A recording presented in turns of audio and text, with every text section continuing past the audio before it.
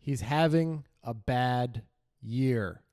But the question still must be asked.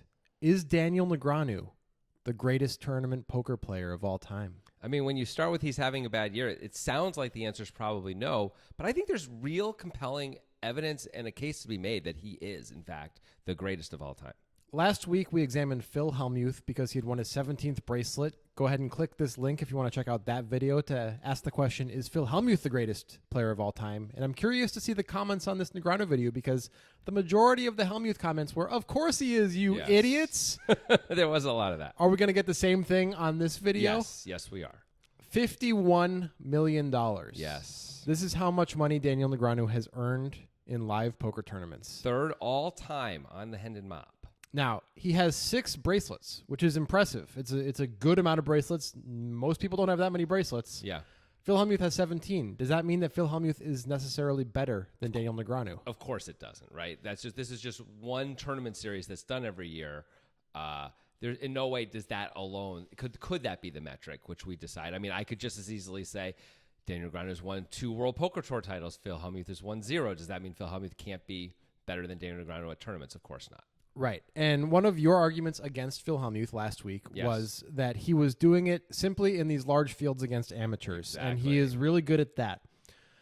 But he didn't have the diversity of results that Negreanu does, where he does it in the large fields against the amateurs. Not to the same extent that Hellmuth does, but he does it. He has 6 bracelets, and he does very well in these events overall. For sure. But he also has shown his stuff on the high roller scene against the GTO wizards, the Christoph Vogelsangs, who are tanking for 18 minutes every hand. He still keeps his composure and has some very impressive finishes, including second place in the big one for one drop for $8.3 million. I mean, that's big. First place in the Super High Roller Bowl, which attracts all of the best players in the world, $300,000 buy-in for $3.3 million. And second place in that very same tournament just 4 years earlier than that.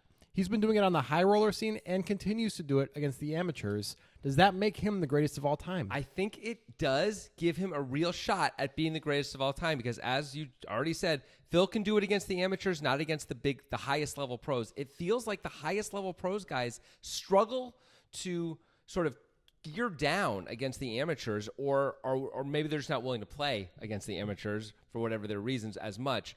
But Negreanu is, right? Negreanu plays as many events as he possibly can, usually during the summer, during the World Series.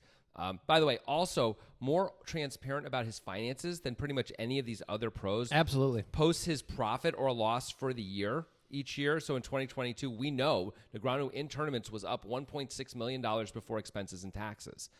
That's just not true. I can't say that about almost maybe anyone else in poker. Right. So it's really cool because he's transparent about it. It's really cool because he does it against the best in the world and he does it against the bad players too. Right. I can't say with certainty that he's the greatest tournament player of all time because that mantle might belong to somebody who we could do a later video on, like Justin Bonomo, or somebody who consistently crushes the high rollers depending on your metrics, right? But I think I might be able to say that Daniel Negreanu is the most well-rounded no-limit hold'em tournament player of all time. I think right now he's the leader in the clubhouse for me. We've done Phil Hellmuth, we've done Daniel Negreanu, and as I quickly think about other guys who I have not examined closely yet, and we are going to examine more guys closely, I think he stands out because of this crossover potential that he has that almost no one else has, where he can win the 10Ks, he can win the 5Ks, and he can win the $300,000 buy-ins. And it feels like no one else does that with any consistency, and feels like he does the best at that. And he worked hard to get good at the GTO stuff that makes the high rollers elite. And he became at least passable to the point where he can use his other skills to help him beat those guys some of the time, while he still crushes amateurs with his reads and his understanding of the live situation. Yep.